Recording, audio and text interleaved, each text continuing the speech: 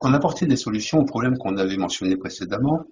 La faible amplitude des réponses, oui, elles sont toujours faibles, mais comme on peut étudier beaucoup de zones en même temps, c'est ça la magie de l'ERG multifocal, eh bien, une durée d'examen de quelques minutes, on arrive quand même à avoir quelque chose de correct sur l'ensemble des réponses.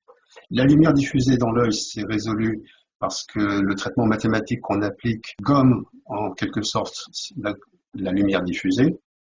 Alors maintenant, il y avait le problème de la difficulté d'évaluer la fiabilité. L'une des choses que nous permet la transformée de Walsh-Hadamard, c'est de retrouver le signal, mais on peut avoir beaucoup plus d'informations. C'est-à-dire qu'on peut également obtenir la réponse bien après la stimulation. L'intérêt de ça, vous savez que le RG va se manifester dans les grosso modo 100 premières millisecondes qui suivent la stimulation. Et si on regarde ce qui se passe après 200 millisecondes, il n'y a pratiquement plus de contribution de la réponse. Et donc c'est ce qu'on applique pour évaluer la fiabilité. On va analyser l'activité durant une première tranche de temps entre 25 et 80 millisecondes. Donc ça va être du signal, mais aussi bien sûr un peu de bruit. Et puis on va analyser aussi l'activité entre 200 et 290 millisecondes, c'est tardivement, au moment où il n'y a plus de contribution de la stimulation, et ça va nous donner une estimation du bruit.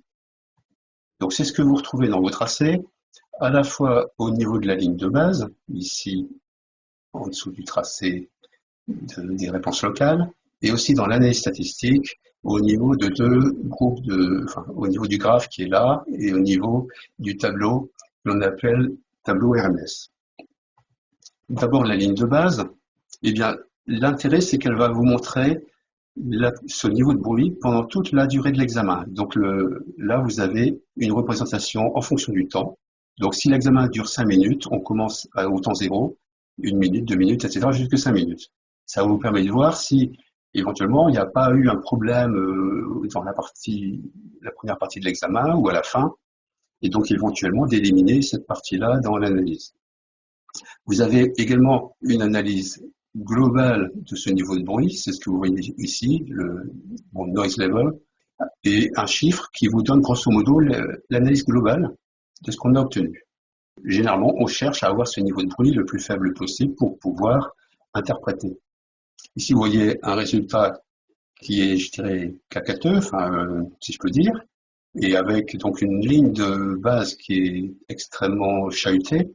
Alors pourquoi? C'est probablement un problème d'électrode, ça peut être des problèmes de mouvement oculaire, ça peut être des clignements, tout ce qui va perturber le signal recueilli. Et donc ici, une évaluation du niveau de bruit qui est beaucoup plus importante. Et vous voyez, c'est affiché en rouge pour vous alerter sur le fait que c'est probablement problématique. Au niveau de l'analyse RMS, c'est le tableau que vous voyez ici en haut, et au niveau du graphe, c'est le tableau qui est affiché Average RMS Amplitude, valeur moyenne des amplitudes RMS.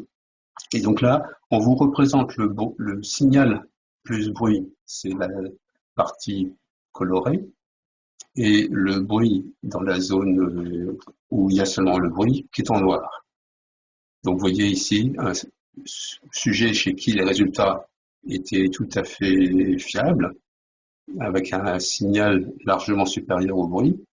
Et ici sur la partie droite, eh bien, vous voyez les zones en noir sont beaucoup plus élevées, ce qui fait que l'interprétation sera quand même plus problématique. Et d'ailleurs, vous remarquerez que quand le niveau de bruit est trop élevé, toutes les autres zones du tableau d'analyse apparaissent en blanc, ce qui veut dire qu'il n'y a pas un niveau de fiabilité suffisant pour qu'on puisse les interpréter.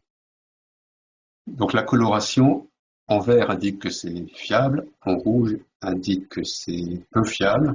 Dans les autres zones, on verra par la suite que vert indique que c'est dans les limites normales, et après il y a une gradation au niveau de couleur rouge qui vous indique le niveau d'anormalité.